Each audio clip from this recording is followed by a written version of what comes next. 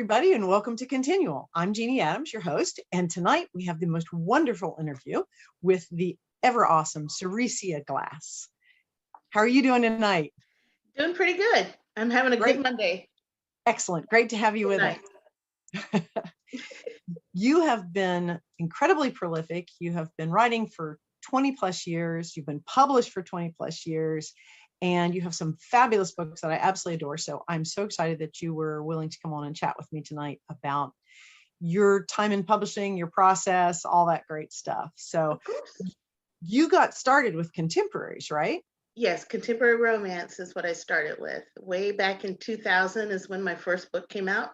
It was no commitment required, steamy, angsty, over the top, love story. So. And there were 5 or 6 in that, 6, I guess, in that contemporary world. Now I know you're going to reissue those, but there were 6 of those contemporaries. Yeah, so all interconnected. My first 4 books were No Commitment Required, No Apologies, 3 Wishes, and Through the Fire. And then there is a novella that I'm looking to expand and put back out once I re-release all of those. Mm-hmm. That's going to be so much fun. So what got you started writing? I mean, obviously contemporary romance, awesome. What got you started in writing? What got you started in romance? How'd you get you started? Oh, how did I? Well, I started because I was a reader. I read everything, comics, cereal boxes, anything I could get my hands on, everything in the library. But I didn't really think about could I write it until I started reading some science fiction and fantasy, Madeleine L'Engle, Ursula K. Le Guin, those stories with strong women. And I just wanted to write heroines that were like that just took on these larger than life roles and responsibilities and against all odds and just kind of, triumphed over everything. And so I just kind of glommed all of that as much as I could growing up. Then how did I stumble onto romance? I have no, how did I do that? Just going through the bookstore and, I started in the science fiction section. So Octavia Butler, just kind of went through that alphabetically. And then I finally got around to the romance section. And I think it was somebody gave me a historical, because I would say that my mom had some. She probably did have a couple of those old Harlequins from way, way back in the day that the sweet ones, never, right? So I probably stole one of those, because didn't everybody steal one of their mother's Harlequins? But yeah, I just kind of read around the bookstore. So I started with historical first, because I didn't know contemporary romances were a thing. So I started with historical romances, because that was kind of fantasy adjacent enough. Right. No, I get it. I totally do. Yeah. So that kind of made sense. And then, so I made up my own stories. I did this, did a haunted PTA, haunted play for the PTA one Halloween. Then I did for extra credit in English, I did an autobiography of a piece of bubble gum. I don't know. That's what my brain was as a teenager. Yeah. It's things that'll never see the light of day, the autobiography of the bubblegum. Yeah, we have a number of discussions anytime I do one of these about the books that will stay under the bed. Yes. For those of us who started in the 2000s, where we were still like boxing up manuscripts to send when we got a request for a full and all of that sort of thing, and the ones that you would come back stamped no thank you, and you just go under the bed and go, all right, next one. Right, break out the next. So yeah, and then I was working part-time in a bookstore, supporting my book buying habit. And a group of writers were having a book signing, and they were the Georgia romance writers. And I'm like, oh my God, they're real people. Oh my God, they actually live in my state. Oh my God, they're right down the street. You have meetings? Okay, I can come? Sure, I'll be right there. So 1997, I joined them and kind of dusted off my okay, here's a little tidbit that nobody knows. No Commitment Required actually started off as Duran Duran fan fiction before I knew what fan fiction was. That's so awesome. Self-inserted. I was part of a band. We were part of a female band, and we were on tour with them. And then all the mayhem and foolishness started. So I filed all the serial numbers off, I guess, on that, and just kind of retweaked it. And it looks nothing like the fan fiction that it started off as. But because of course she's not in a band, she's a designer, lingerie designer. But it was a lot of fun doing that and taking that idea and actually seeing it progress into the book that it became. So then once that happened, I just kind of never looked back. So that's so great. Yay, Georgia romance writers yeah. for being so welcoming and wonderful, because they are. Absolutely. Yeah. Mm-hmm. So did you go to conferences and all that sort of thing before you started submitting to editors and agents, or? I did. There were a couple of authors who were writing for the small press that I submitted that book to, because it was an interracial romance with a Black heroine. So there weren't. This was before Arabesque or before any of the ethnic specific lines were created when I was sending this out. So the one press that I knew that was publishing those kind of stories was Genesis Press. So that's actually who I ended up submitting it to. Let's see, so I joined GRW 97. I finished the book in end of 98. I got the contract in 99, and I was published in 2000. So that's basically outstanding. First book. Yeah. And I've been behind ever since. So, I didn't have a stake that I sold my first book, and then it's like I don't have anything else except these bits and pieces. So there was nothing else that was completed that I could sell. So I've been behind deadlines ever since for 20 years. Oh my goodness. You would think I'd learned by now, but no. Well, when I first joined RWA and joined Washington Romance Writers, because I'm in the DC area, that was one of the things they kept harping on is keep writing, keep writing, keep writing. Because the first thing they're going to say to you when they buy your book is, what else do you have? Yes. and like you, I was like, well, I actually had other books. I had other things. But my editor said, okay, but those are paranormals. I don't want paranormals. I just want suspense. Yeah. What else you got? And I'm going, so just write real fast. Propose something and hope it flies.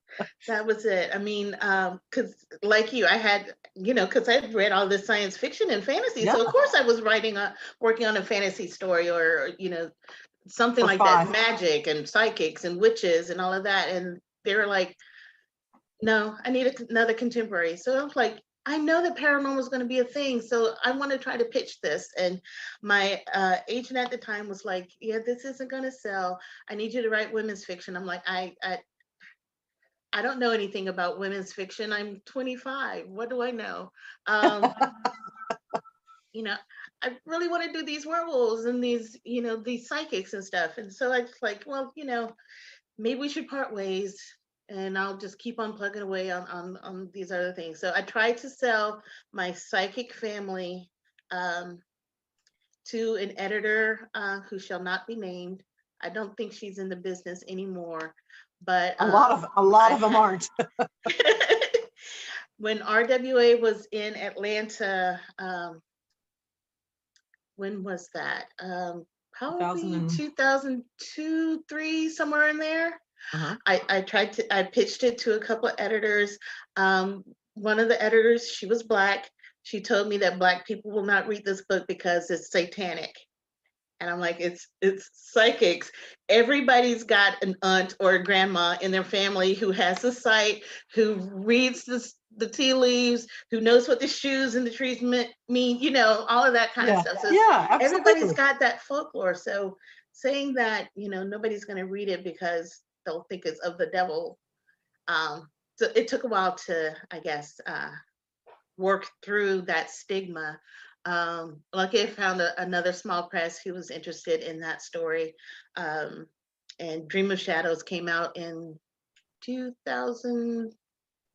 Lordy, I can't remember. You would think that I would be up to date on my history, but I can't remember when that was. 2006, I think that was. But before that, it was Parker Publishing.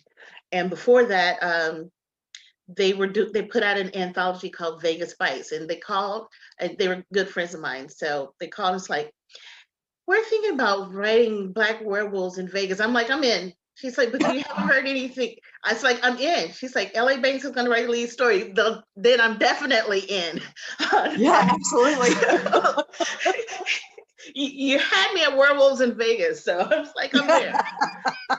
So it was a lot of fun writing in that shared world story that they came up with. So that was a lot of fun, but I still wanted to do, like a really involved paranormal world. Contemporaries were, I enjoyed writing the contemporaries, but I was really, I was watching Underworld. I was, anything that had vampires in it, the Carpathians by Yeah. Christine Feehan, all of those. I was reading that was pretty much what I was reading, as well as fantasy. So I just really wanted to try my hand at it. Yeah. And how Shadowblade came about was I had been long fascinated with Egyptian mythology. I mean, since I was a kid, watching The Mummy, the Isis Shazam Power Hour.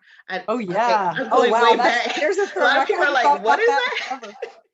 I haven't thought about that in forever. That's great. Oh my gosh. So yeah, so Almighty Isis and how she would change, and she had the necklace and the all of that. So it was just, I wanted to write some stories like that. So Kira just kind of naturally evolved out of that, you know, that and being a relic hunter and just all of those kind of stories and adventure stories, but set in a paranormal world, and just kind of putting a spin on her. It's a little bit Lara Croft. It's a little bit Indiana Jones. It's a little bit, Jack McDevitt. There's the architectural, archaeological bit, and there's history because your vampire is very old.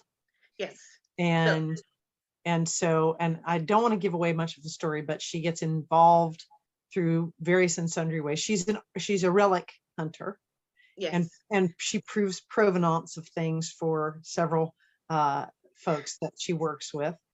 And then she meets her match. Yes, Kafar. He was, okay, I can say who he was inspired by. You remember Andromeda, the TV show? Yeah. You remember Tyr? What was his name?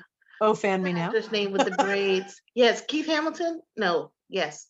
No, Keith Hamilton Cobb.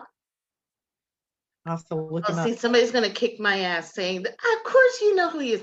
But anyway, Tyr Anasazi on Andromeda was the inspiration for Kafar in the Shadowblade books. So I'm like, I need to give this guy a great backstory. So I'm like, well, I'm talking about Egypt, so why don't I make him have been around during that time? But why is he around that long? It's like, oh, well, okay, so he's 4,000 years old. He's a Nubian. That's why he's black and he's got the dreadlocks. And he's got to save a life for every life he took in trying to avenge his family's death at the hand of these marauders. So I'm like, bingo. Bingo. So, okay, well, that's a lot of angst that he's got to deal with there. So, okay, if that's how you want me to write you, then that's how I'm going to write you. Such a lovely inspiration. I'm so glad you said his name, though, because, his name is one where I know how I pronounce it when I read it, but I'm glad to hear you, the creator, pronounce it. And I'm probably going to pronounce it some other way, but in my head, that's the way he told me it should be pronounced. So I'm like, okay, dude, I got you. We got it. Now, right now, are there 3 books in that series or 4? There are 3 books in that series. I am planning another 3-book arc. And then my story that I put in Christmas at Canaan Castle is kind of Shadow Chasers adjacent. So, and Kira and Kafar do make an appearance in that story, which I really did love, and I want to expand on that eventually. But yeah, I'd like to write little Shadow Chaser adjacent books, just kind of set in that world, but featuring other characters. Because I've populated it with quite a few different, a motley assortment of creatures. So. But some fascinating characters with interesting quirks and little hinted at stories of their own that I'm really glad that you're going to do another trilogy and that you're going to do some spinoffs because because you've created some really cool 3-dimensional, interesting characters there. And for those of you who don't know, Seressia and I were both in an anthology called Christmas at Canham Castle, which is set on a castle in the Welsh marches of England at Christmas time. And there's a historical and a paranormal, 3 or 4 paranormals, I can't remember. I think so. 2 straight contemporaries, and a one of the paranormals is a male romance. So then we did Trick or Treat at Canham Castle, which Seressia was on a deadline, so she didn't join us for. But we're doing a New Year's one this year, and she'll be back. So yes, and Kira Kafar adjacent story. Yes. Well, that's, now you also did the Jackals series. Yes. Which really goes and plays back into that mythology background that you spoke of, that you really love. And because there's the Isis and there's the Jackals. And so tell us how that came about, because those are, first of all, also they're smoking hot. Yeah, Nocturne Bites. They asked me if I had any kind of story ideas for them for that. And I'm like, well, how about, you've already got plenty of vampires. What about that? And there are plenty of wolves out there. How about jackal shifters? How about we do that? And let's call them Sons of Anubis, like they're a motorcycle gang, but they're actually descendants of Anubis, and they serve Anubis, and they basically make sure that the dead stay dead and don't try to come back. So I'm like, okay, that kind of, they're like sold. And it's like, and then of course their love interest is going to be these daughters of Isis. So they're priestesses, but there's been this big misunderstanding several thousand years ago where they got betrayed, and so now they're enemies, and then they have to try to figure out, why they're enemies and how to mend that. So it's like one of the granddaughters of one of the Isis priestess who was there at the time gets kidnapped by the leader of the jackal shifters, who just happens to be the second in command of the male jackal who got betrayed back then. He kidnaps him because Isis wishes, he thinks, are poisoning his men and killing off the jackals, and they're few in number. So he kidnaps her to save his men, and mayhem and foolishness and sexy times ensue. So it was a lot of fun writing that. But more fun than writing the sexy times and stuff was writing their mythology and how the betrayal happened and what their cause is and what their charge is, and just kind of, how he is the embodiment of Anubis for his people.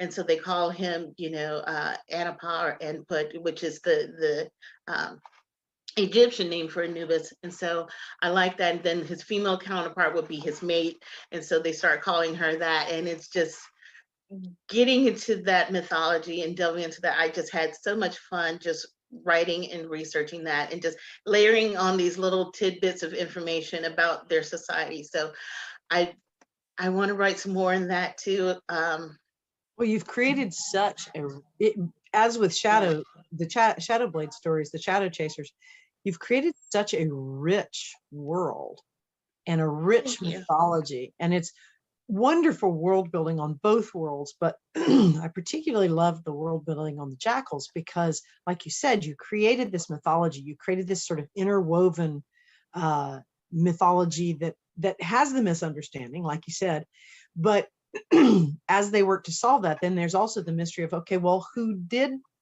do the betraying, and who did do the killing, and who was undermining them both? Right. And so, yeah. And you've which in the third book that kind of comes to a head in the third book in that series. So, yeah. And it's a really great world that you've got so much scope to go further. I know. Yeah. So I'm like, oh my God, I can write some historicals in this. I can write, how they came to America. Why are they in America? Why are they not still in Egypt? All of that kind of stuff. I really need to, there's so many ideas in so little time, or it feels like it's a little time, but I also have a short attention span. I'm like, oh, look, squirrel. So I really need to get back into those stories. I would love to revisit both of those. I have ideas. I had an idea for at least one more contemporary with a nun, daughter of Isis protagonist. She's actually, because at the end of those three books, one of the jackals is still missing. So they're presuming that he's dead, but he's not dead. And the heroine that I was going to have find him is actually a police detective. And so I kind of had an idea for that story, but then, life. Yes, So, yes. so I was going to have her kind of end up being like she's a long lost descendant of somebody, or Right. her family. Well, and So, the cool thing about the prequels, if you did prequels, is that you could do prequels on both sides of the house, because until they meet in Hunting the Jackal, you don't resolve the issue right. of the curse. So the prequels would all be like, okay, we're dealing with these other things, we're dealing with these other things. And that would be Yes. super fun. I really want to do that. So yeah, I definitely want to dive into how their religion as they see it, how it works for them. Because Right, basically for them it is their faith. right. Um, it's probably never going to get put in the in the inspirational category in a contest, but it is their belief system, and their faith is a very large part of their lives. So Right. I get to, with that, I get to explore a lot of the ancient Egyptian holidays and feast Yeah. days and stuff like that. So I would like to put that in there, and for that series, and also for the Shadowblade series, I pulled a lot of work from the Book of the Dead, a lot of the prayers and traditions and things like that out of that, and out of just some research that I've done. Emory University has here in Atlanta has a great the Michael C. Carlos Museum. They have a whole Egyptian wing. I went there, it was like going to Candyland or heaven. I'm not sure which one. Yeah. The field of reeds. So it was a lot of fun going in there and actually seeing mummies and seeing artifacts and reading up on the history, and talking to the curator of the collection and stuff like that, and just kind of um, learning about it even more. Peter Lacavoria was there, and he's done excavations and archaeological digs in Egypt. So it was really great to listen to him talk. Um, And yeah, there's so nothing, it's like, and it's just there's nothing like a museum shop for books that you can't find anywhere else exactly, on the subject that you really need. exactly. So yeah, it was a lot of fun. It was like,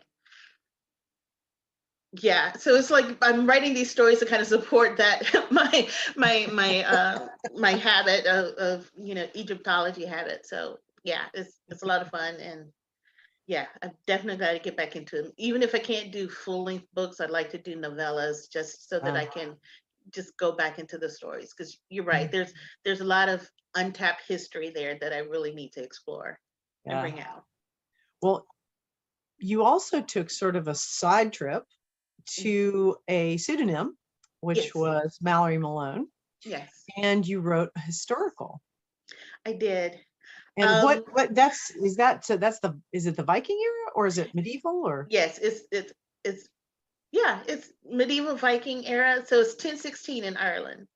So it's right after the last big battle between the Vikings and the Irish, when they lost their king. So it's kind of the Vikings are there; they're not going anywhere. So there's still kind of this animosity, but um, and so she's there with her brother and her friend.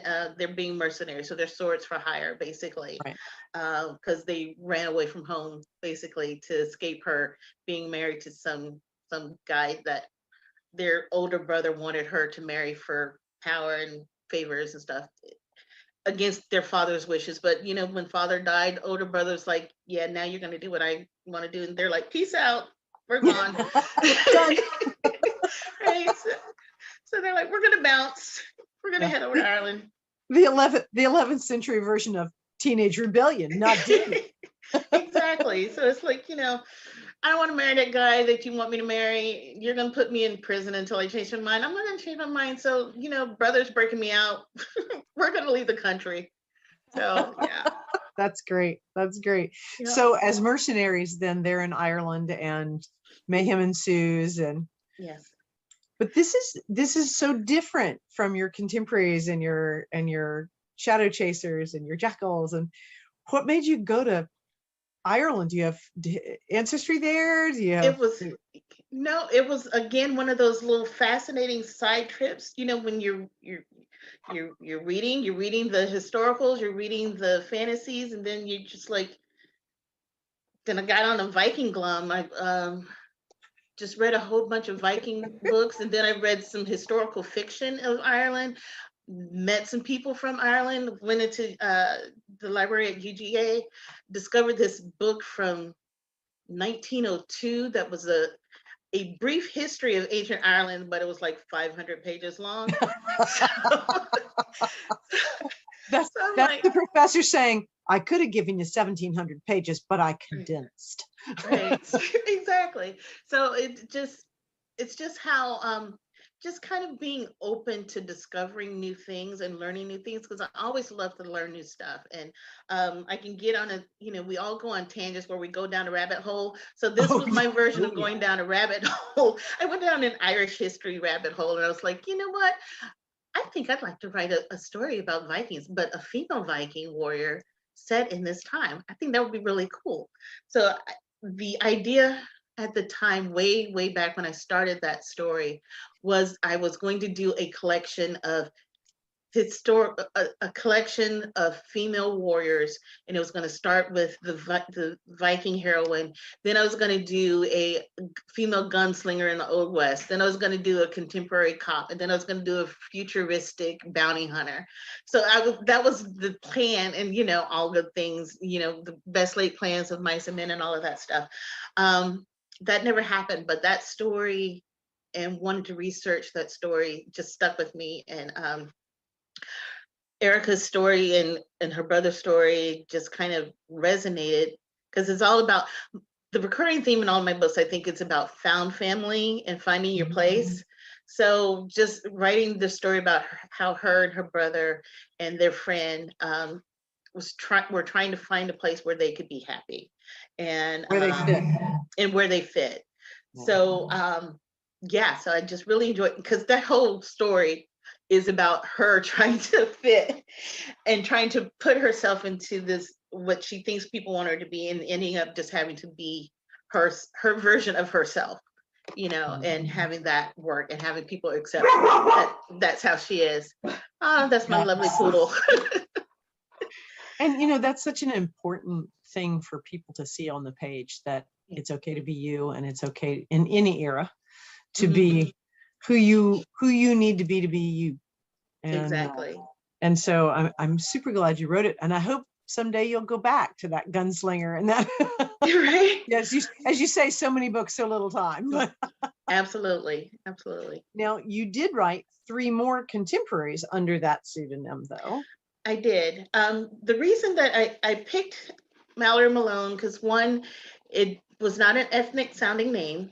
Everybody knew me as Seressia. So Mallery was just this total separate personality. There were no author pictures or anything like that. So I just wanted to, this was at an answer to so many people saying that they couldn't relate to my African American characters. So and then there were people who were saying, well, those books, there's some quality issues, you just can't get into them. So maybe if they try hone their craft a little bit, then maybe people will read them. All of that BS from from back in the so I was like, okay, then I'm going to create this pseudonym, and I'm going to put her out there and see if I can sell some books. So sure enough, I was able to sell 2 books to Sam Hain, the historical, and then I did a contemporary erotic romance novella, and then I sold the Billionaire series to St. Martin's. So yeah, there you go. So and they were well received. So yeah, so nobody knew that they were me until I decided that I'm tired of living a dual life. So yeah, I'll just say, hey, I also wrote these things. So, just to prove that I can be a well-rounded writer Oh, try to say that 3 times fast. No, thank you. Hard day. I'm not trying that. No, not gonna try that. But knockout, power play, and takedown are all sort of they're athletic, they're boxing, MMA, but all the heroes are very well off and do these things sort of as an outlet for their, masculine energy or grief or whatever. What led you to sort of do the whole angle of boxing and MMA and all that? My husband and I watch MMA all the time. We actually just watched the UFC fight night this past weekend. So yeah, so again, I can sit next to my husband and say that I'm watching these guys for research purposes. Of course you are. Right, yeah. And then when I had a townhouse in Marietta, our next door neighbor was actually starting to get into MMA. So he was a fighter and he was training, he was doing local fights. So we went to some local fights and I just kind of just started researching them. Not very well because it was mainly focused on, looking at the athleticism and admiring that, just like we'll call it that. Yeah. Right. Yes. That would admiring the athleticism of fighters and the boxers were big, the billionaires were big. So I just decided, I'm a Gemini, so I'm gonna throw stuff together and in my brain it works. So I'm gonna just do billionaire MMA fighters. So why not? Who are childhood friends out of New Orleans. So I had a lot of fun writing them too and writing their angsty backgrounds. Cause if it ain't got angst, it's not one of my stories, apparently. So yeah. So that's a kind of a neat segue into what kind of story you write starts with your process. And I know that you're a big planner, like I am, but that doesn't actually necessarily lead to being a plotter versus a pantser. So which are you? Are you more of a plotter? Are you a pantser? Are you a plotter? Are you? I am 20 years I've been trying to change this. I am a pantser. And if I could be a plantser, that's kind of where I would like to be. I'd like to, because I start with my synopsis. I do write a synopsis. Usually it ends up being this long behemoth, and then I have to, trim it down so that my editor's eyes won't glaze over. But I tell the story in the synopsis, and then I instantly forget everything but the three, the three arc, Three extra. Yeah. Thank you. Ooh, Lordy, I am having a day. So yeah, that the three what you just said. That's the 3 things that you do when you write a story. I instantly forget my synopsis and then I just start writing. I know what the main turns are, but then after that, it's like anything goes, and the characters end up telling me like, I know you wanted me to do this, but I really don't feel like doing that. So I'm gonna do this instead. Now you got to write your way out of that. Yeah. I try not to listen to them very much, but when I don't, I suffer. Yeah. When you don't do what they want. Great. Then they're like, well, I'm not going to do anything. I'm going to sit here and stare at the wall for the next 20 pages. Which is not helpful and not moving the story forward. Not moving the story at all. So I have to feed the creative gods and, do what they say. And that's how the story starts flowing along. So I would like to, because I have all of those things that I want to get back to, I'd like to be able to write some stuff, finish on time, if not ahead of time, so that I can do the other things that I want to do. It's like the things I'm contracted for, the things that I want to put out myself. They seem to be diametrically opposed some days, but I would just, and then of course I have the day job too. So which actually involves writing. So trying to do all of that, sometimes it's hard. So I figured that if I could try to train myself to be somewhere in the middle between a full-on pantser and a full-on plotter, it would be nice, especially when I have so many friends who are good at plotting. And they've tried to teach me. Poor Farah Rashan, she's tried to teach me her process a couple of times. and the eyes roll in the back of my head. I glaze over. I'm like, I've got these Post-its, and I know I'm supposed to do something with them with the whiteboard that you said, Farah, and I drew the lines for the 3 acts, and I've got these Post-its, and I know I should color code them for the hero and the heroine, and then the action and the. Oh Lord, I couldn't do that. Yeah, and I'm like, I know that if I could take the synopsis and I could break it into an outline, then I could break that into chapters, I could probably, whip this bitch into shape. But it, I just end up pantsing it, and next thing I know, I need to take 2 weeks to go hide in a hotel and finish a book, which is what I did with the one that's coming out in December. But sometimes, especially when you have a day job like you do, you have to have that time where you can't peripherally see the rest of the family doing stuff, or you can't get up to go get a drink of water or go to the bathroom and see that you got a load of laundry to go from one machine to the next. And you have to get away to some place like a retreat or a hotel room. I've done that before when I was on deadline. I'm like, gotta go. Yeah. Because if I'm here, because I'm an extrovert, I'm going to talk to the other people that are in the house with me. And I feel a responsibility because a couple of them are, like little ones, yeah, not grown. Let's put it that. Well, they're much taller than me now, but they're still not grown. So, so yeah, that's hard when you are more of a pantser, and even when you know the turning points, sometimes getting those characters to like actually hit their marks at the turning point, right, and do what they're, and then of course as you get towards the end, you have to deal with the fact that they made 3 or 4 left turns that you were not expecting. And you've got to go back and sort of smooth all that out and figure out how to seed it up front when they made a left turn over here. Right. So yeah, it's, again, trying to whip them into shape and whip the story into shape, and find the words and make sure that all the ends are tied up nicely, and T's are crossed and I's are dotted. Sometimes you're like, oh, well, in that chapter, there are no T's crossed whatsoever. So now I've got to go back in there. Like, yeah.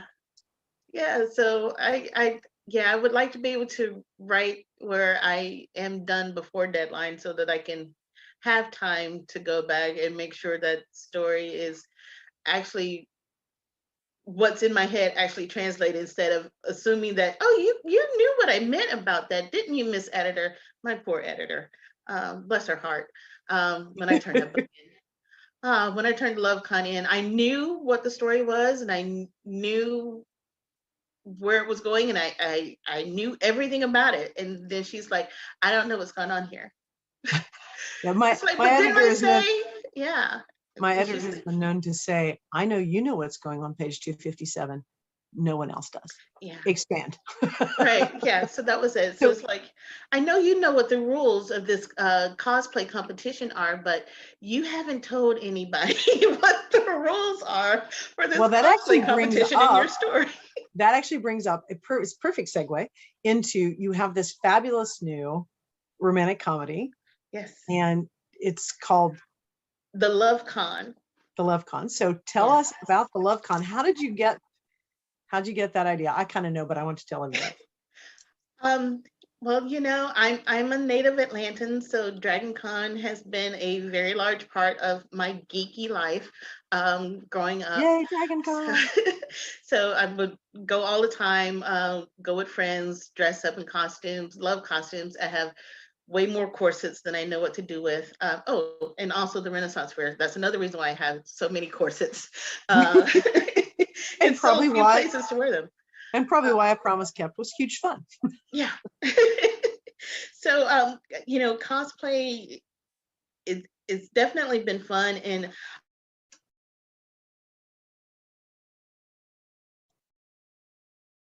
looking for drops in the sea of milk. I hate to say it like that, but it was kind of, I go in the early days, I would go in and, we tried to see if there were other people who looked like me who were there. And we were few and far between. It's a lot better now. A lot more blurs are out there, Black nerds, geeks, and all of that. So they're embracing the culture. But, there's always pushback on Black people cosplaying characters who are not Black.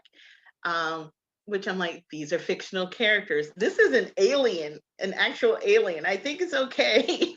Yeah, totally okay. Right? You know, on a good day, she's orange. So it's okay.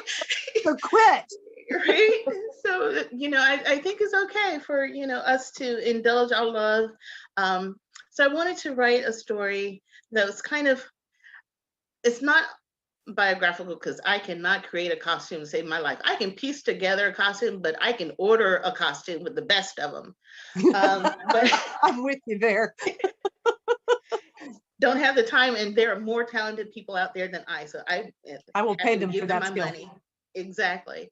So I just wanted to write a story about a plus size Black chick who was a geek and who loved cosplay and writes, you know, and just loves doing it and loves gaming and just kind of write a love letter to the Black geekdom and geekery out there and all the Black nerds, just to, you know, to write a story with us in it, or with someone like her in it. So yeah, and it was just going to be kind of it's just going to be, you know, about her and cosplay. And then it's like, you know what, it is, I kind of need to up this. So what if, you know, that question. Oh yes, What my if, favorite. so what if it's not that she's just cosplay? What if she is in a competition creating cosplays? Every week there's a challenge, they have to do it, and then the grand prize, the grand you know, the finale of the show is creating not only one costume from scratch, but creating two costumes from scratch. And it's got to be a couples cosplay or a duo cosplay of iconic duos.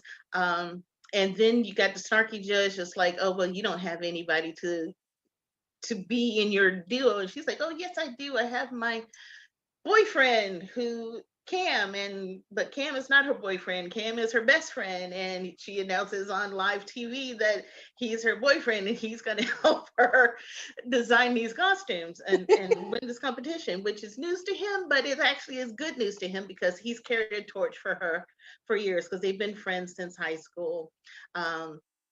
He was his mother had passed right before high school, and his father was kind of neglectful. So her family kind of adopted him, and basically they've been best friends and together ever since. So he's kind of felt like he owes them, but you know, all during that time when they were growing up, he just has carried a torch for her, and he's going to use the competition and helping her win the competition as kind of so he can win her heart. So he sees it as a quest and a challenge. And so, and figuring out the boss level is convincing her that, you know, that they're meant to be together. So it's just been a lot of fun putting in all of those references and gaming and geeking and anime and of course there's a nod in the story to, you know, my Egyptian mythology love, because one of their favorite programs. Of course, you could not let that opportunity pass. So one of their favorite programs is this fictional show called Anubis Rising, which is about a private detective who's descended from Anubis and speaks to dead people. So that's how he solves crime. So it's like there's a, so I just love this story idea. That. You know, you've got to write that. Right. So I'm like, okay, I'm just going to put this in here so I can park this idea so nobody will steal this idea. So I can say it's Perfect. In this book. And I'm gonna write this light crime detective series about this descendant of Anubis that speaks to dead people. So that's awesome. Well, yeah. The first time I heard you talk about this absolutely fabulous romantic comedy, I was like, I cannot wait for that. So when does it come out? Oh yeah, because I write right up to my deadline. It's coming out December 14th. So I'm very, very happy. It's coming out. It's got a cover. We did a cover reveal on it last Monday. Oh, it's so cute. Do you have a copy of it that you can hold up? No. Oh, I should have done that. I should have like made my background into the book cover. But yeah, just look on my social media. It's all of it's out there.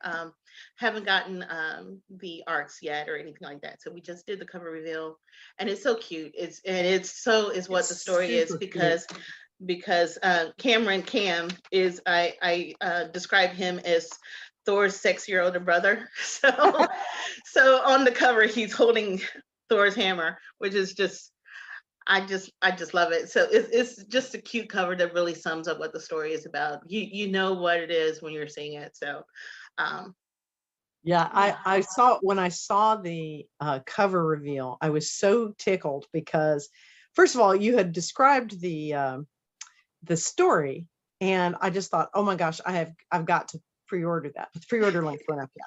And then I was like, oh my gosh, as soon as I can pre-order that, I'm pre-order it. And then I saw the cover reveal and I was like, oh my gosh, it's so cute.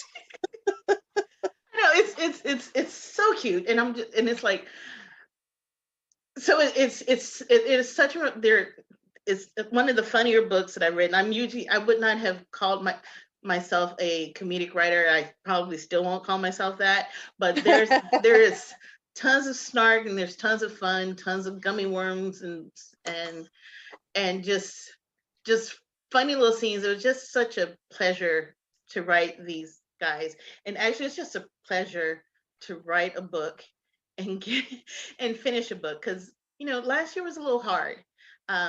So I everybody went through things.